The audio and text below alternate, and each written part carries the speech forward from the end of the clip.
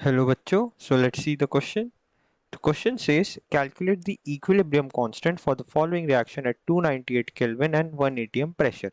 So हमारे पास जो reaction है फॉर्मेशन ऑफ NO2 का है एंड हमारे पास हीट ऑफ फॉर्मेशन की वैल्यूज है 298 केल्विन पे NO की एंड NO2 की एंड डेल एस की भी वैल्यू गिवन है -70 जूल पर केल्विन पर मोल एंड आर की भी वैल्यू गिवन है. सो आइए सॉल्यूशन स्टार्ट करते हैं हमारे की कॉन्सेप्ट से.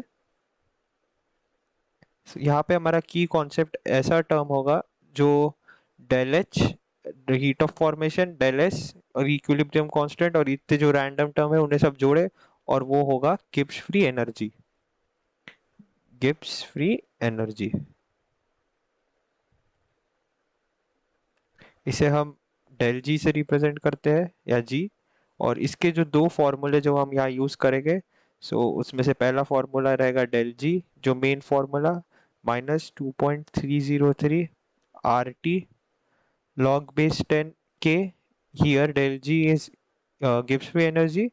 R is universal gas constant जिसकी वैल्यू क्वेश्चन में गिवन है. T is temperature taken in Kelvin उसकी भी वैल्यू क्वेश्चन में गिवन है.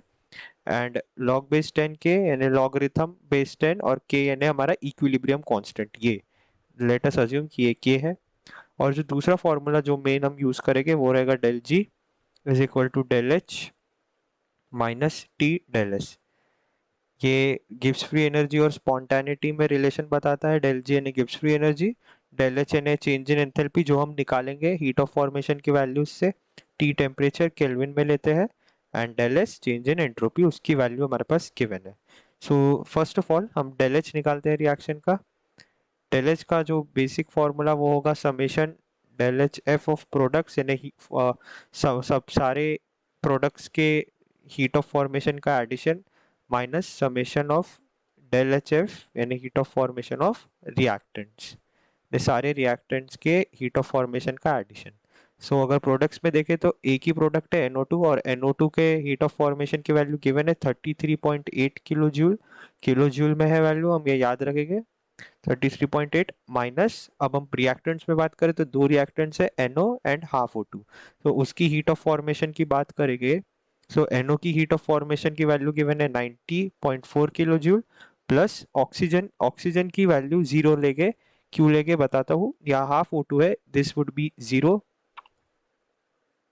क्योंकि जो हीट ऑफ फॉर्मेशन की डेफिनेशन होती है वो ये कहती है कि जो जिससे ये बनता है जैसे O2 का बन रहा है O2 से ही बन रहा है, it should be present in its most stable form. So O2 का मोस्ट स्टेबल फॉर्म तो O2 गैस ही है.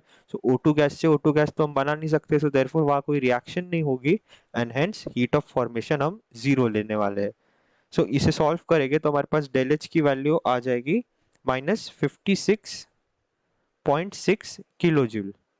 किलो जूल में आंसर है ये, इसे हम बाद में जूल्स में कन्वर्ट कर लेंगे किलो जूल पर मोल. ये हमारे पास डेल एच की वैल्यू आ गई. अब यही वैल्यू हम ये सेकंड फॉर्मूले में पुट करेंगे.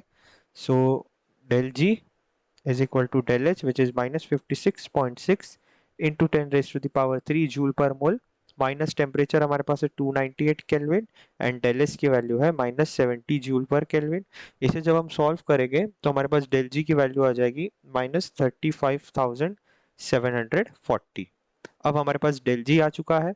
अब ये डेल जी की वैल्यू हम फर्स्ट फॉर्मूले में पुट करेंगे इसमें जिसमें के का रिलेशन है. सो हम डायरेक्टली लिख सकते हैं कि log base 10 के that is equal to del G divided by -2.303 R T. इस पे अब वैल्यूज पुट करेंगे. सो डेल जी की वैल्यू है हमारे पास -35,740 डिवाइडेड बाय -2.303. आर की वैल्यू 8.31 एंड टेम्परेचर की वैल्यू 298. सो इसे सॉल्व करने पर ये आ जाता है 6.267. So therefore anti log of 6.267 ये हमारा आंसर आ जाएगा यानी इक्विलिब्रियम कांस्टेंट.